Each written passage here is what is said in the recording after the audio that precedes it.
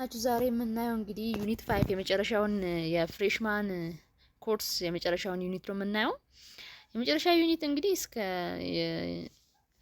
ኢትዮጵያ እንደ ሆርን ፍሮም 60 ቱ 80 ሴንቸሪ የሚለውን እናያለን ማለት ነው። ከዚህ ስራ ያሉት እንግዲህ ኮንፍሊክት ቢትዊን ክርስቲያን ኪንግደም ኤንድ ሱልጣኔት ኦፍ አዳል ማለት 16ኛ ሴንቸሪ እስከ 18ኛ ሴንቸሪ የተደረጉትን ታሪካዊ ክስተቶችን እናያለን።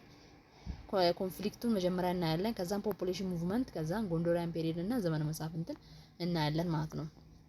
ሶ let us start the conflict between Christian kingdom and the Sultanate of Adan. The rival of long distance trade caused competition. Rival of long distance trade is the main cause for the conflict between Christian Highland kingdom and Sultanate of Adan. ምንድነው ወይ ሜን ኮዙ ሎንግ ዲስታንስ ትሬድ ነው። በቃ ሌላኛው በቃ እንትን ማይነር ኮዝ ናቸው።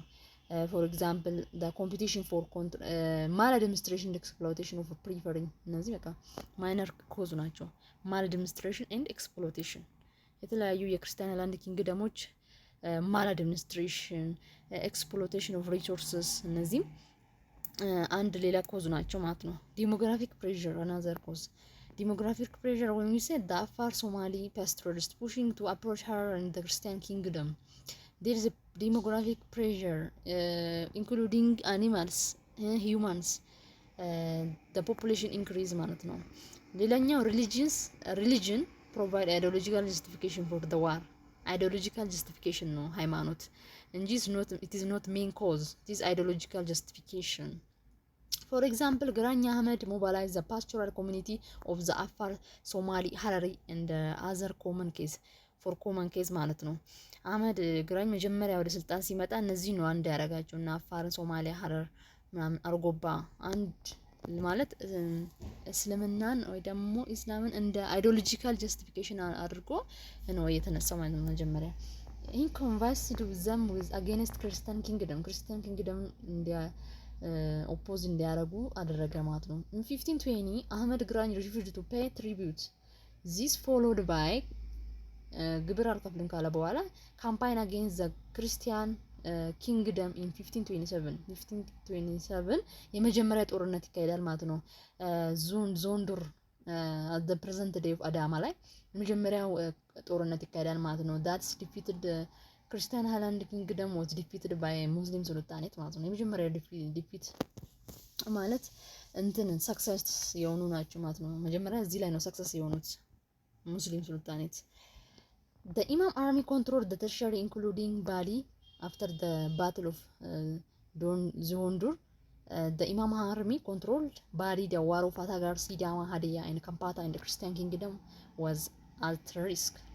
ክርስቲያን ኪንግደም ሪስክ ውስጥ ገባ ማለት ነው። ምክንያቱም ኢማም አህመድ ይሄንን እነዚህ ተቆጣጠራቸው ማለት ነው እነዚህን ቦታዎች። the Imam army defeated the Benedinglis army at the battle of Shimbroqore in 1529. ሁለተኛ ላይ ደግሞ ሁለተኛ ጦርነት ነው ይሄኛው between the Benedinglis and the Imam Ahmed Ibrahim al-Ghazi ማለት ነው።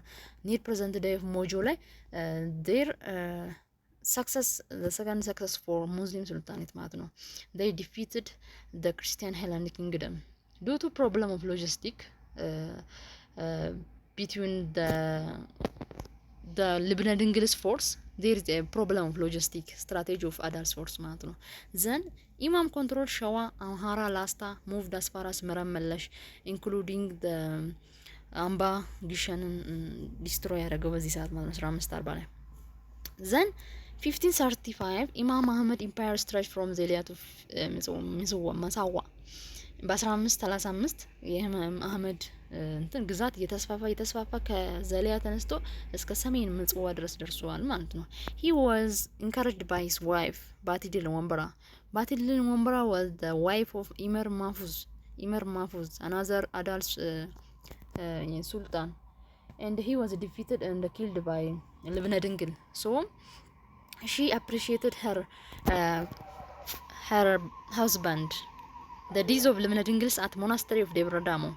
After the battle of Shimbarakole, Libna Dingils goes to monastery of Debre Damo.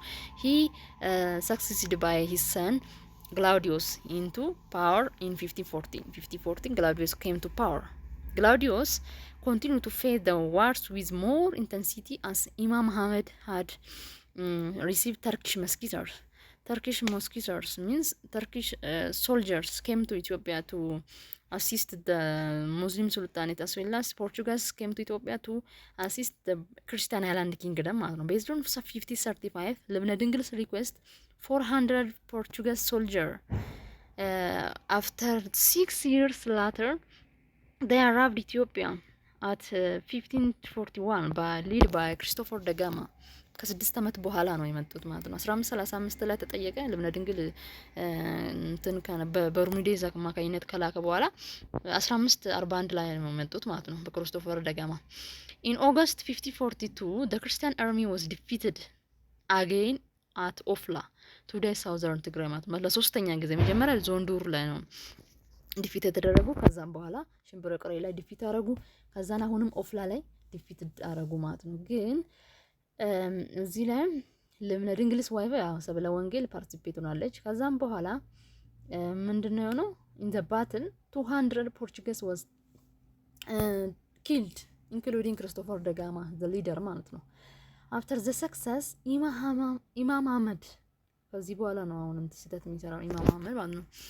he was confident about his army because he defeated a lot Christian Highland kingdoms. So he faced confident and the allies back home. Back home, the Turkish mosquitoes and the other Yemeni Arabic soldiers. So he make big mistake for this. But the Christian prepared for final confrontation under the Emperor Claudius. ክርስቲያኖች በጣም እየተዘጋጁ ስለነበረ በዚህ ጋር ነበር ማለት ነው። እንትና ግን ከዚህ በኋላ አያሸንፉኝም ብሎ ራሱን ኮንፊደንትሊ ስለተሰማው ተመልሷል ማለት ነው። ወታደሮቹን ወደ ሀገራቸው ልልኳቸዋል። ዘን ሰብለ ወንጌል አድቫይዝ ሂም ሃው ቱ ፕሪፔር ልጇን ወይ ደግሞ ግላውዲዮስን እንዴት አድርጎ እንደሚዘጋጅ በቃ እሷ እንትን እያደረገችው አድቫይስ እያደረገችው ለባትል ኦፍ ወይና ደጋ እንዲዘጋጅ አደረገች ማለት ነው። they employed hit and run strategy conventional rather than conventional war.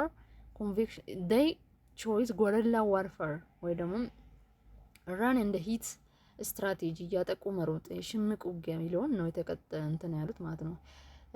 they don't know where the attacks came from. እያጠቁ መሮጥ ስለሆነ አታኩ ከየት እንደሚመጣ አይታወቅም ነበረ። so on February 25 1543 Imam Ahmed was killed at the Battle of Wayna Daga. So this after the Battle of Wayna Daga, Imam Ahmed was killed. Okay, after 50s, after the Battle of Wayna Daga, there is a threat for the Christian Highland Kingdom, growing challenges for Christian Highland Kingdom እንደሚባሉት እነዚህ ናቸው።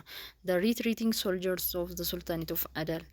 ይሄ ሌላኛ አንደኛው ነው። retreating soldiers for the Sultanate of Adal እንደገና ራሳቸውን እንትን ለማድረግ ያጠቁት ነበር። ክርስቲያን ስጋት ሆኖባቸው ነበር። ሌላኛው the Ottoman Turk ነው። Ottoman Turk which is allied with the Muslim Sultanate, they are challenge for Christian Highland Kingdom. ሌላኛው ደግሞ Jesus missionary ወይ ደግሞ Jesus interlude. Jesus as you know came to Portugal in order to preach their religion Catholicism. They came to Ethiopia maybe by soldiers and other Bermudis also they are Jesuits. So it is a growing challenges for Christian Highland Kingdom. Another one is Oromo that advanced into the center. Oromo population at that time there was Oromo population movement.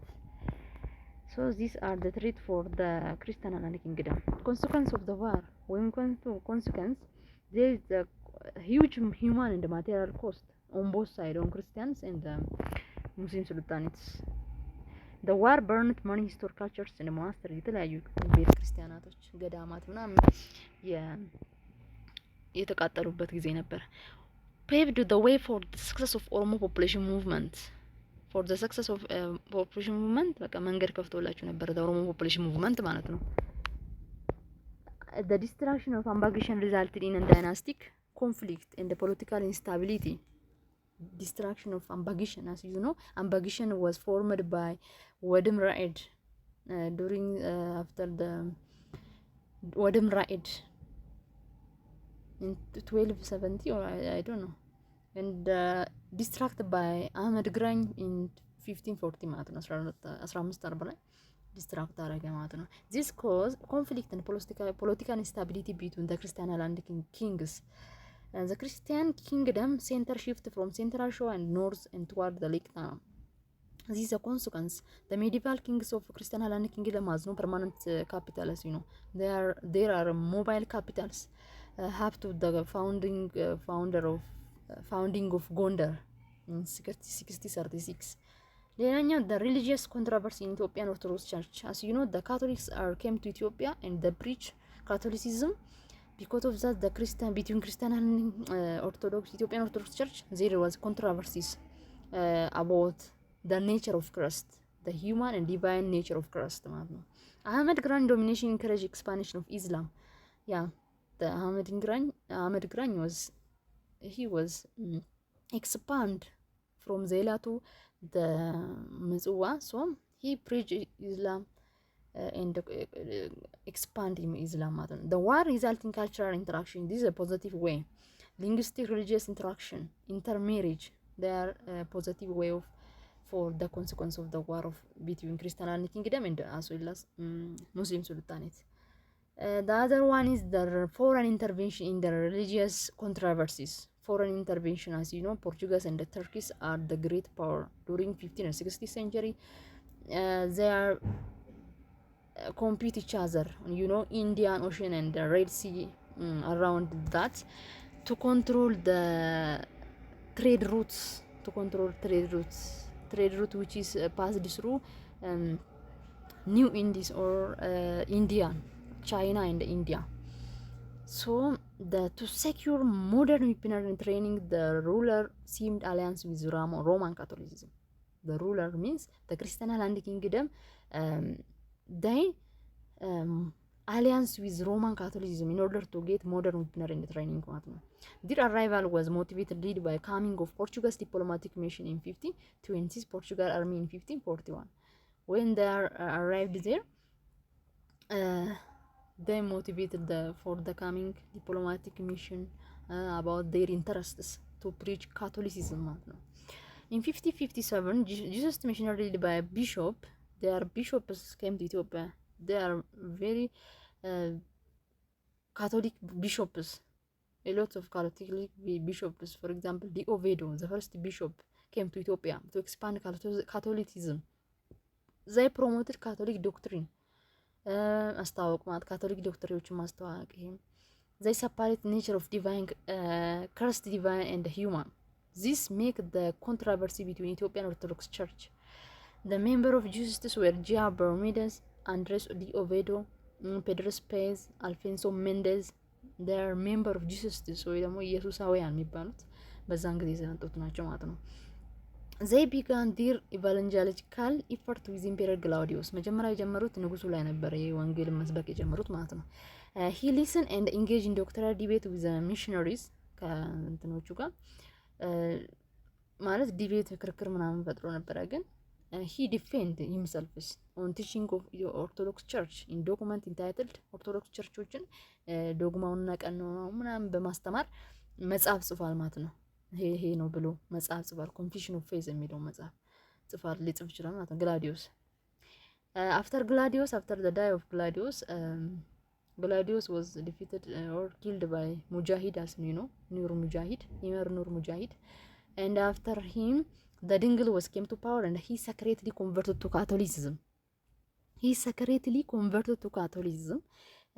He was suddenly die after the dying of the Dingle. Susunius was came to power, sought for an alliance with diplomatic advisory of Pedro Pez asked the Susunius for change to Catholicism, and Susunius was already ready for convert to Catholicism in order to get alliance or in order to get training and modern weaponry from Portuguese. So in 1612 he converted to Catholicism and announced it to be a state religion in 1622 ላይ ስቴት ሪሊጅን እንዲሆን ታወጀ ማለት ነው። ካቶሊሲዝም ባይ ሂዝ ኮንሰንት አልፎንሶ ሜንዴዝ አናዘር ኦቬዶ ከሞተ በኋላ ሜንዴዝ ወደ ስልጣን ይመጣል ማለት ጳጳስ ይሆናል ማለት ነው። ከዛን ኦርደር ያደርጋል ማለት ትእዛዝ ያስተላልፋል። ፎር ኤግዛምፕል ሪኮንሰክሬሽን ኦፍ ፕሪስትስ ኤንድ ዲያቆንስ እንደገና በቃ በካቶሊክ ምሩቅ እንዲሆኑ ማለት ነው ማስደረግ ቄሶችን እና ዲያቆኖችን እንደገና ማስመረቅ። ሌላኛው ደግሞ ሪባፕቲዝም ኦፍ ዘ ማስ ማጥመቅ እንትን ኦርቶዶክስ የሆኑትን ማጥመቅ ማለት ነው። ካቶሊሲዝም እንትን ማድረግ። ቢሳይድ ሂ ኮልድ ፎር ዘ ሰስፔንሽን ኦፍ ጂዊሽ ከስተምስ የአይሁድን ይሄ እንትኖች ትራዲሽኖችን ያመጣ ነበር። ፎር ኤግዛምፕል ሜል ሰርከምሲሽን የሚባለው ወይ ደግሞ የወንድ ልጅ ግርዛት እንዲቆም ተደርጎ ነበረ ኢትዮጵያ ውስጥ በሆነ ሰዓት። ኦብዘርቫንስ ኦፍ ስባዝም ቅዳሜ እንዲመለከቱት ተደርጎ ነበረ። ፕሮቪዥን ኦፍ ፕሪቺንግ ኢን ግዕዝ በግዕዝ የቅዳሴ ምናምን እንዲቆም ተደርጎ ነበረ። ፌስቲንግ ኦን ዌንስዴይ ኤንድ ፍራይዴይ እንዲቀር ተደርጎ ነበረ።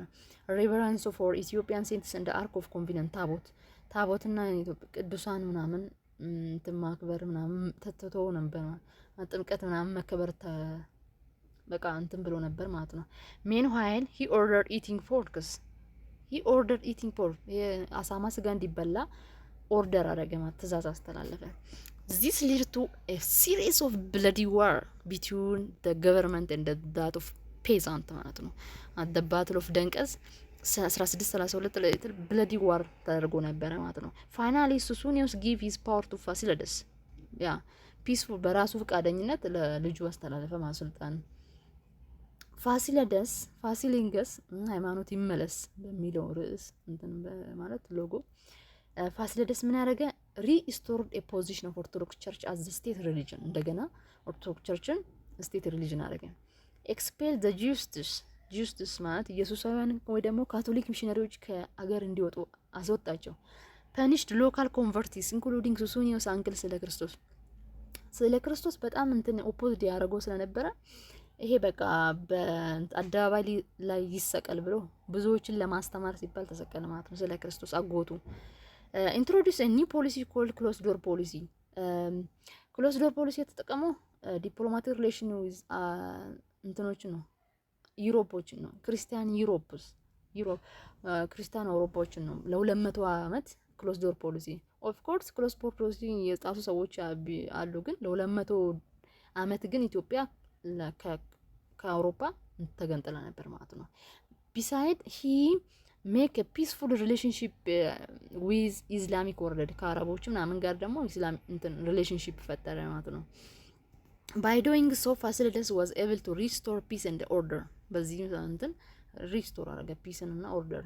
በት ፍሬንች ዶክተር ቻርልስ ጃኪውስ ፖንሴት ኤንድ ስኮቲሽ ትራቨለር ጄምስ ብሩስ 1700 and 1769 arrived respectively during the closed door policy. they arrived ኢትዮጵያ። ቻርልስ ጃኪውስ ፖንሴት ማለት ፍሬንች ዶክተር ነው። ኢያሱ ዘግሬትን ለማከም ነው የመጣ ነው። ኢያሱ ዘግሬት ያው ጎንደሪያን ኪንግ ነው። ኢያሱ ዘግሬት ወይ ደግሞ ኢያሱ ዘፈርስተን ማለት ነው። ሌላኛው ጄምስ ብሩስ ደግሞ ናይልን ለማሰስ የመጣ ነው። የናይል መገኛውን ሰከላውን ለማሰስ የመጣ ነበር ማለት ነው። እነዚህ ክሎዝ ዶር ፖሊሲን የጣሱ ናቸው። ሌላኛው እንግዲህ በዩኒት 5 ስር የሚገኘው ሌላኛው ርዕስ ፖፑሌሽን ሙቭመንት ነው። ፖፑሌሽን ሙቭመንት ሼፕ ዘ ሂስትሪ ኦፍ ኢትዮጵያ ኤንድ ሆርን የአሁኗ ኢትዮጵያና ዘ ሆርን ይሄ ቅርጿ እንድታገኝ ያደረጋት በዛን ጊዜ የነበረ ፖፑሌሽን ሙቭመንት ክርስቲያን አይላንድ ኪንግደም ዋር ራሱ ነውና ኢት ዋዝ ዱ ቱ ሚሊታሪ ኮንፍሊክት ኤንድ ድሮት ዲሞግራፊክ ፋክተር there was the population movement in Ethiopia. the movement of አርጎባ፣ አፋር፣ ሶማሊ እነዚህ ትንንሾቹ ነው የሚባሉት ናቸው ማለት እንደ ኦሮሞ በሳይዝም እንትንም አይደለም እንትን ያነሱ ናቸው። the military conflict between the Christian kingdom and Sultanate of Adal in the late 15th and the early 16th century was partly responsible for the population movement of Argoba and Somali. The case was the war between the Christian kingdom and Sultanate of Adal ማለት ነው።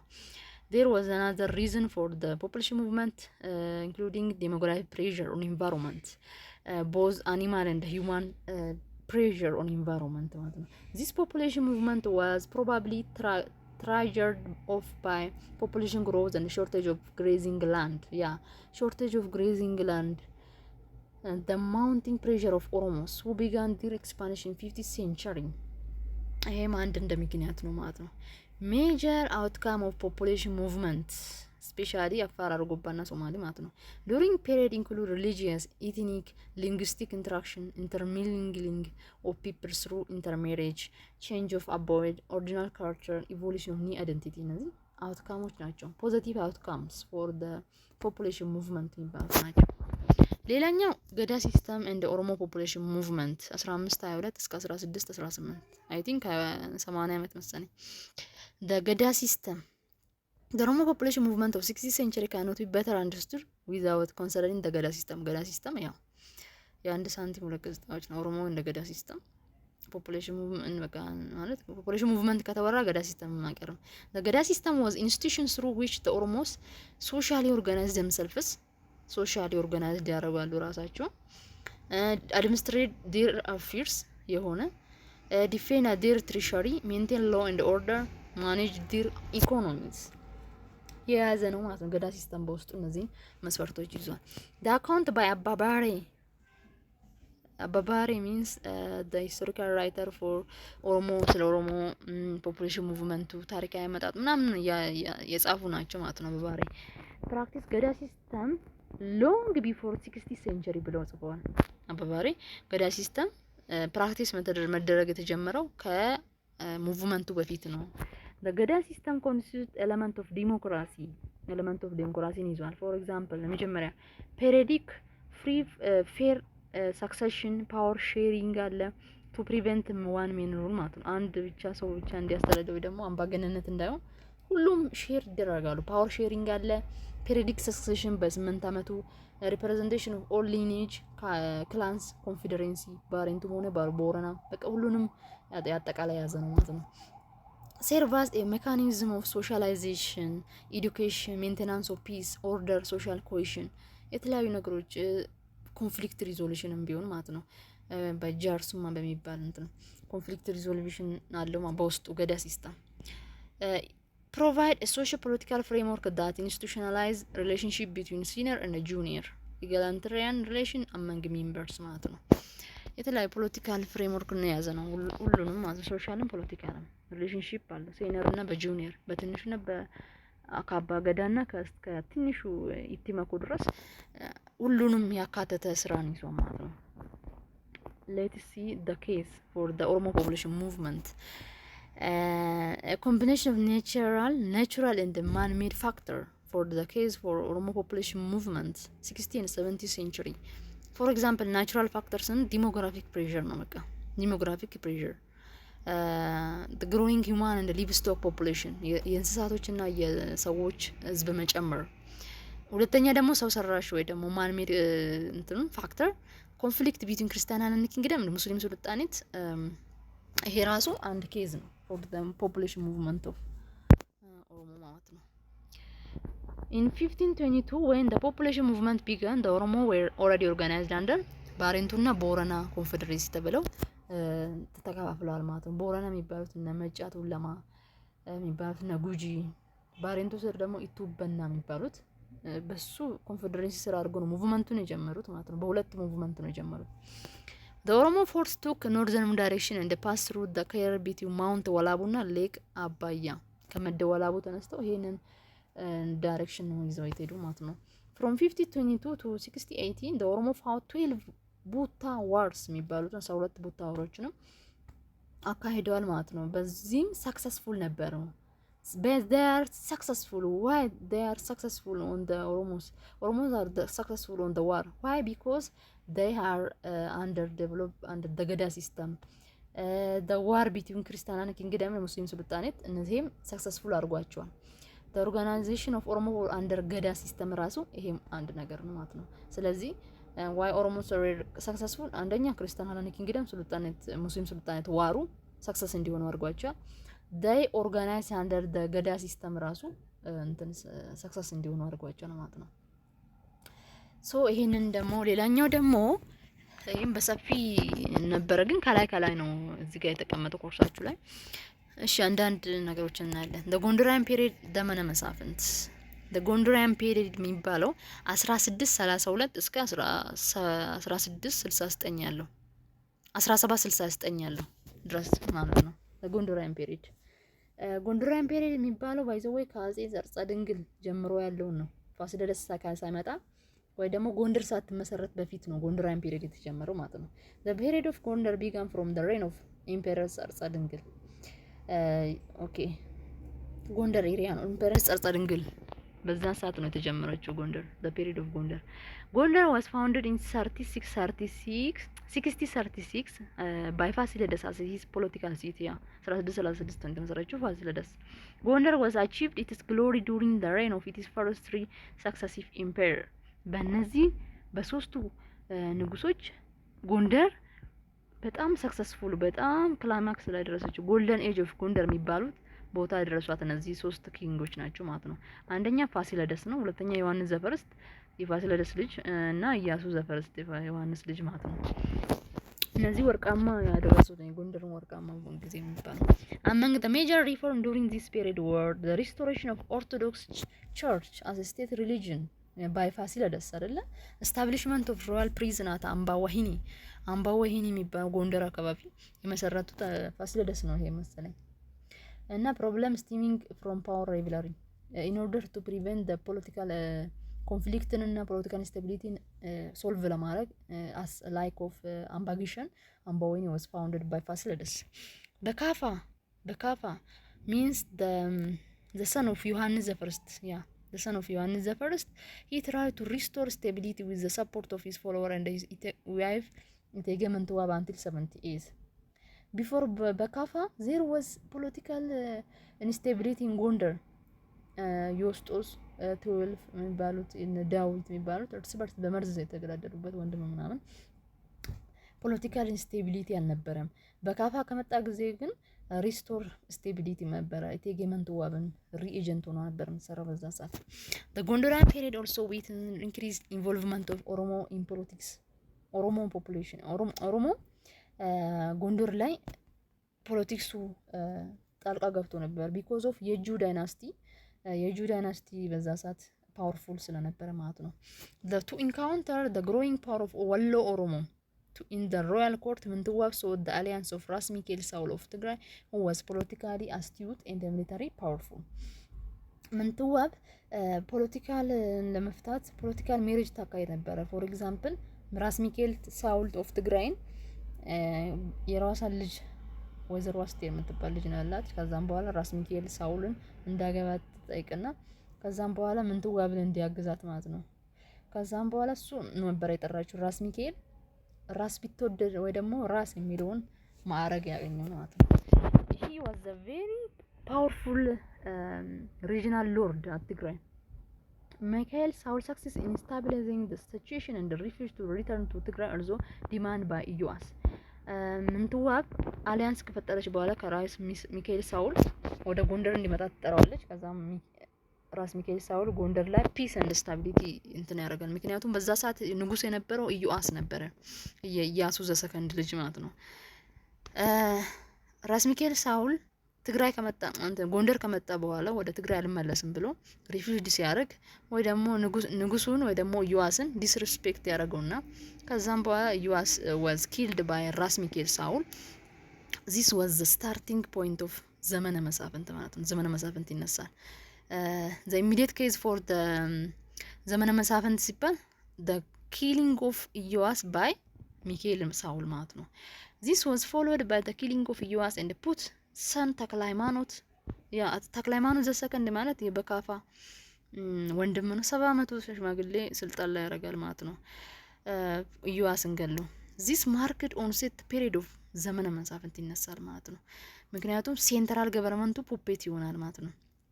so this make ሚካኤል ሳውል of ትግራይ unpopular ህዝቡን አስበሳጭቶ ስለነበረ በቃ እንዴት ህፃን ልጅን ይገላል በሚለው በቃ ህዝቡ ተነሳበት ራስ ሚካኤል ሳውል achievement of Gondorian period የሚባሉት በቃ ብዙ ናቸው። ጎንደር became center of state administration ነበረች፣ ሴንተር ሆነች። before the Gondar there was no permanent capital. the learning, commerce, education, art, craft for more than 2 centuries Gondar የነዚህም ሴንተር ሆና ነበር። አርኪቴክቸር፣ ፔይንቲንግ፣ ሊትሬቸር፣ ፖተሪ ስፔሻሊ ዱሪንግ ደ ፋሲለደስ ካስትል ወዝ ፎርምድ ጎንደር ፋሲል ካስትል የፋሲል ግንብ ብዙ ነገሮች ተሰሩ ማለት ነው። ዜር ወዝ ኦልሶ ዱሪንግ ደ ሬን ኦፍ ዮሐንስ አዲስ ዓለም the Muslims were settled at Gondar, the place called አዲስ ዓለም ቤተ እስራኤልስ Jewish non-Jewish people, semi-Jewish peoples are there. There was lots of foreigners came to Gondar. Indians, Chinese, Middle East, Greek came to Gondar ማለት ነው። So this is about shortly about the Gondarian period. Let's come to ዘመነ መሳፍንት 1769 up to 1855 ማለት ነው። ዘመነ መሳፍንት refer to the period when actual position of political power was in the hands of different regional lords. Ethiopia was divided a lot of for about up to 1855 was divided. ሸዋ regional lord, ወሎ፣ ቋራ፣ የጁ divided a lot. ትግራይ Ethiopia was divided within this no effective central authority. Ras Mikael, who was a kingmaker in the period, took strong measure against the nobility. Ras Mikael was considered that the founder of ዘመነ መሳፍንት means Ras Mikael. This measure made him highly unpopular, because of which coalition of Lord of Gojam, Amara, Lasta, Wallo that defend him at the Battle of Sabarkusa. After the battle, the killing of Iyas, Ras Mikael was considered as cruel, powerful kings, but this make unpopular. He also followed the Tulidat religion, which is hated by Ethiopian Orthodox Church. So the coalition of Lord Gojam, Amara, Lasta and Wallo defeated him and killed him at the Battle of Sabarkusa in 1771. The period of Zamana Masafint was brought to an end by Kasa Hailu of Kwara, as you know. Kasa Hailu of Kwara, after he becoming bandit in the Battle of Dabark, he fought 4 series of battle from 1840s to 1855. For example, Guramba, Aishal, Darazigi, Gorgorabichin. After this, he came to power. A major feature of Zaman Masafint included absence of effective central government, the growing power and the influence of regional lords. Central government is puppet, you know. The power was in the hands of regional lords. The domination from Yaju lords over the other lords in northern Ethiopia. Yaju lords they are very powerful at that time. They say themselves, they fought or say themselves Ras Bitoded. For example, Ali the Great of Yaju lords gave him Ras Bitoded. Rivalry and competition among regional lords assumed position of kingmaker or Ras Bitoded. Establishment of fragile coalition to advance political interest. Ethiopian Orthodox Church was unable to play its traditional role of unifying the state, and due to doctrinal dispute, there was religious controversy between Ethiopian Orthodox Church. Arrival of foreign contact that ended the closed door policy. Foreign contact was ended because of closed door policy. In addition to the above feature, there were development in terms of literature, art, architecture, etc. During this period. There was positive future. So this is for the end of freshman history courses. If you have any suggestion, write on the comment section, and please like, subscribe, share this video, and thank you for your attention. Thanks so much.